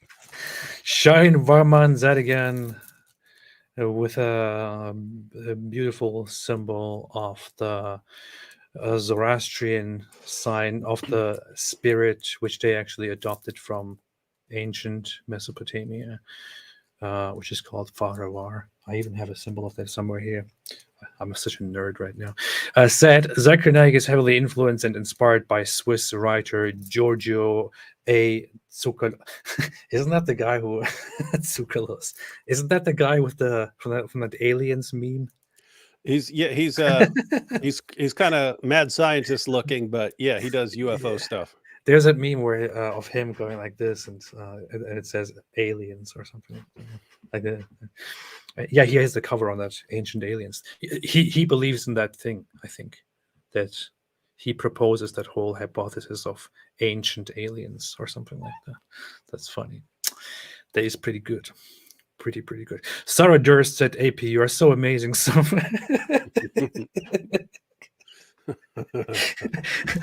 AP, amazing, so brilliant, so smart, so eloquent, so fantastic. There's no better YouTuber than you and no better speaker and streamer than you. Did you actually copy what I said earlier? I feel this sounds like that's exactly what I said.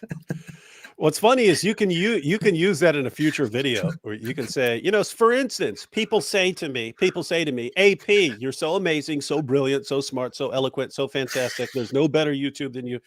What's funny, it kind of sounds like Trump, right?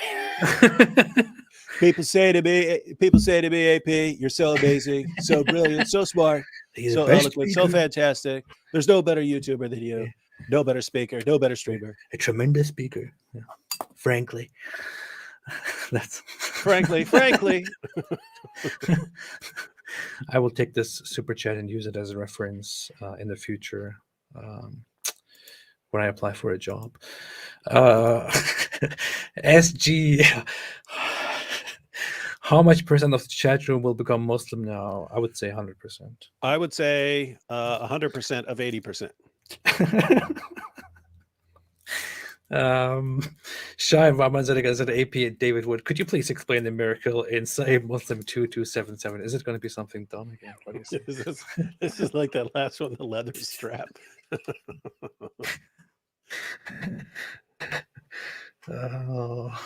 Oh boy, it's this one. Okay, it's not too bad here. I recognize the stone in Mecca, which used to pay me salutations before my advent as a prophet, and I recognize that even now. So this is Muhammad recognizing a stone that would greet him in Mecca, even before he was a prophet, and even now as a prophet, I still recognize that it salutates him.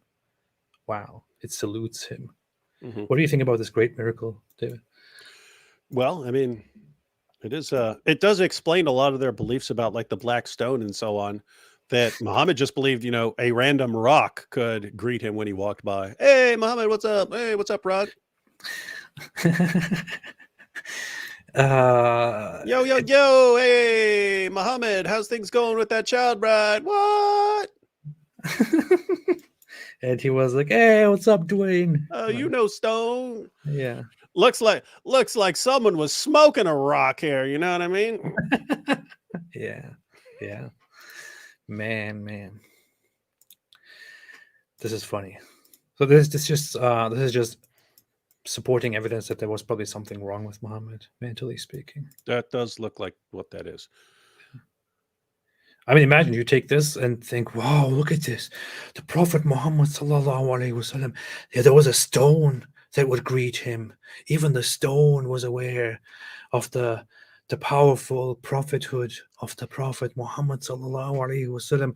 Whereas if a regular person said, hey, every day that I walk to work, there's this stone and it keeps saying hello to me, you would think, okay, dude, you need to see a doctor. You need to see a psychiatrist. Yeah, so notice if you believe in God, then you believe that God could make a rock speak, right? So that would be one thing. Like even with the black stone, and they're saying, at the judgment, this black stone is going to come alive. You could kind of say, okay, well, can't God make that black stone come? But when you actually read the Muslim sources, he seems to get the impression that these things are just alive and conscious and have thoughts and can communicate like this. Yeah. Like rocks and trees and so. And notice, I mean, so notice when it's rocks and trees. Let me give an example. When Jesus says, when people are praising Jesus as if he's God, and people warn him, say, "Hey, look what they're saying," and he says, "If they weren't saying it, the stones would cry out." I've never met a Christian who thinks Jesus is actually claiming that these rocks would start saying these things. Well, it makes complete sense. That would be considered a form of like hyperbolic language. And so when you read Muslim passages, when I read Muslim passages as a Christian, and then then Muhammad says that, the last judgment will not come until you kill the Jews. And even if a Jew is hiding behind a tree or a rock, the tree or the rock will cry out, "Hey, there's a Jew hiding behind me, come kill him." There's a tendency to think, oh, the killing is just going to be so bad and so brutal that they can use this hyperbolic language about rocks and trees and so on. But when you read Muhammad's actual thoughts on rocks and trees, it really seems like he believes that rocks and trees are conscious and are talking to him all the time. So he seems to think that this is what's going on. So anyway, as a Muslim, especially with a spirit with a very spiritual mystical background. I actually used to believe that that rocks, grass, trees, everything is possibly conscious and can possibly tell things to you, because that's what Islam teaches you. Grass. Grass, yeah. Seems like you've been smoking a little grass. If you thought. Yeah, yeah. He's talking about the rock. I mean, I know that's why I said he's saying, "Oh, hi, Dwayne," like Dwayne Johnson, the Rock. You know, that's what Muhammad was saying to this stone. But yeah, good. Anyway, D Boudreau, hey D, what's up? D is here always. Appreciate you. More Prophet Tales, please. Yeah, I agree. I agree. There should be more Prophet Tales episodes, because I think that show was great. I don't know why they didn't continue. But that show was very funny. It was very good. I really love it, and I hope there will be more episodes of that as well. Thank you, D. Somebody with a Korean name, which I cannot possibly read, though, with a euro currency super chat. Is that a euro? I think that's euro. Yeah. With no message in it at all, made a super chat, and this just makes me think this is a European person who's pretending to be Korean. It's just being an imposter here. How Yeah, dare they you? cut and pasted that stuff. Yeah. How dare you? How dare you? But I appreciate it. Thank you. Thank you very much for your contributions. All right. With that little bit of rudeness, I think we have come to another end of another episode.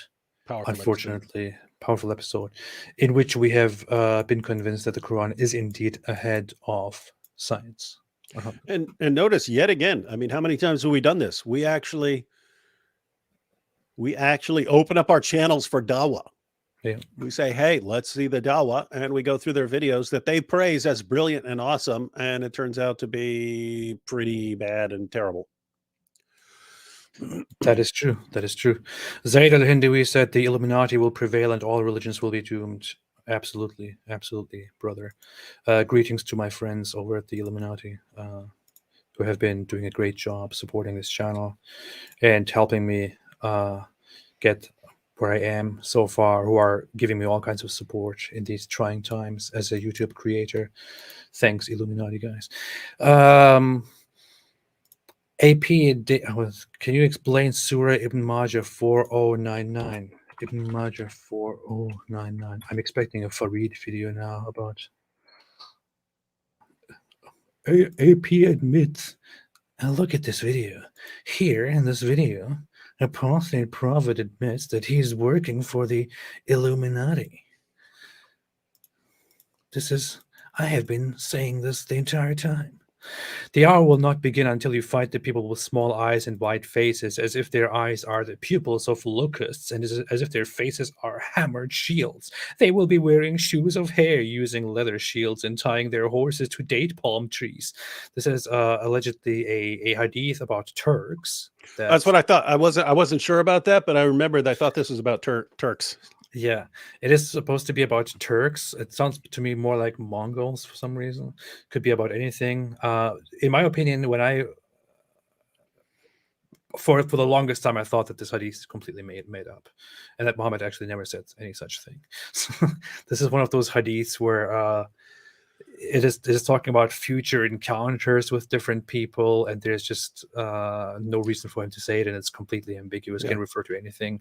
And by the time these hadiths are written down, it's already happened that you fought these kind of people, and it's just like, oh look, Muhammad predicted this battle that we just fought the other day.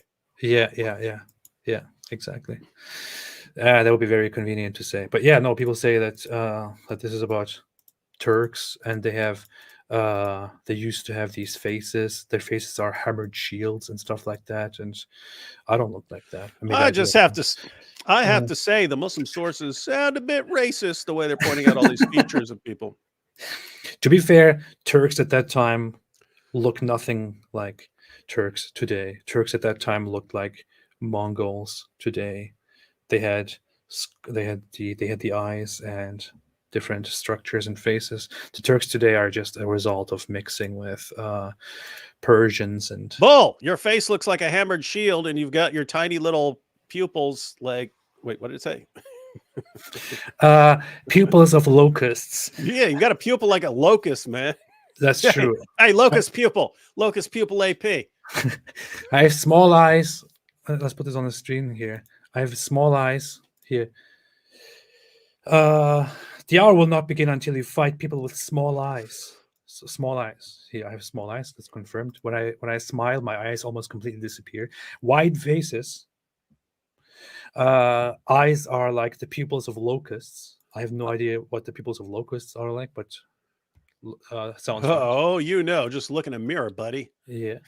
And their faces are hammered shields. My face is indeed a hammered shield. Whenever people punched me, it never hurt me. It always hurt them. Some people broke their hands just trying to hit me, trying to hurt me. They'll be wearing shoes of hair. They will be wearing shoes of hair. I'm wearing shoes of hair right now, honestly. Using leather shields and tying their horses to date palm trees. I don't have a horse anymore and no palm trees here, but that's what I would do if I did have a horse today. So yeah, sounds about right. Powerful Stuff. And it says chapter the Turks. Yeah, powerful stuff. Wow. All right. So hey, did you know that have you ever studied the character? I recently made a tweet about this. That character that is often referred to as a demonic or occultist idol, Baphomet, that is actually historically thought to be a complete made up creation in the 14th century. That historians agree that the name of it is actually, the name Baphomet is actually an alteration of Muhammad, whom they would call Mahomet. So Baphomet is for Mahomet. Well, yeah, I mean, keep in mind they say Mecca is Becca, right? So Yeah, you can just switch those M's and B's anytime you want. Yeah. So, but here's the thing. Now, the historians usually argue that that this character, that is idol Baphomet, which is this often used demonic, satanic-looking thing, was created as a fantasy or just to intentionally accuse the Knights Templar, who were hated at that time, of worshiping these demons and then framing them and getting rid of them. But you could argue that the historians are actually wrong, and that the fact that the names of Baphomet and Muhammad are so similar in those times is actually evidence that Muhammad is a demon, right? Yep. In matter of fact, you want to keep that one in your pocket for when they make some of these claims about, oh, look, Becca, that's clearly Mecca, and Mahmud, that's clearly Muhammad, and the word is similar, therefore it's Muhammad. Yeah. Okay. Baphomet is Muhammad. Look at the picture. Kind of looks just like him. Looks just like him. Yeah. It's exactly the same. This like is what twin brothers. I think this is what Muhammad actually looked like, as far as I understand it. From when I read the descriptions, this is kind of what it looked like. Let's bring this up here. This might be very similar to Muhammad here. This is actually what Muhammad may have looked like. And the names also sound similar, so why not? Yeah. You got to get one of the white. Say Muhammad was white. There you go. That one's better. Here. This is from Wikipedia, I think. Yeah. Even has boobies. And look, he's pointing to the crescent moon. See that? See, this is clear. See? Here's a moon, there's a moon. And he's doing the more accurate two fingers. See, like ISIS and stuff, they do the one finger, but in reality, they know it's Allah and Muhammad. So you're supposed to do two fingers. Huh. This is interesting. This clearly proves that this is actually Muhammad. You should make an argument about how Baphomet is Muhammad, but make it like one of theirs where you're pointing out all these little details and stuff like this, and you say, hey, this is the proof. The proof. If you study this, you could probably find a lot more stuff that you could just say, look, this clearly shows that this is about, like, even the wings. Maybe when Muhammad went to the cave and he saw this scary creature with wings, it was actually his inner demon appearing to himself and giving him these commands and stuff like that. Anyway, if you want to go that route, there's a lot here. With that out of the way, now that we have also shown that Muhammad is Baphomet, one other fantastic day comes to an end, and hereby, if you still haven't been convinced by Zakir Naik's brilliant proof, if you still haven't converted to Islam by this point, shame on you. What is wrong with you? Go see a doctor. For the rest of you, welcome to your new faith. And David, anything else that you want to add before we leave? Stay away from Baphomet. Stay away from Baphomet. And by Baphomet, I mean Muhammad. We have the evidence, so yeah. I'm looking at it right now. that the medieval Christians refer to Muhammad as Baphomet. Yeah. I think Voltaire wrote about him as Muhammad and others too. But have a good day, and as always, listen to the guy who will tell you what you need to do for the rest of your life. Stay away from Islam.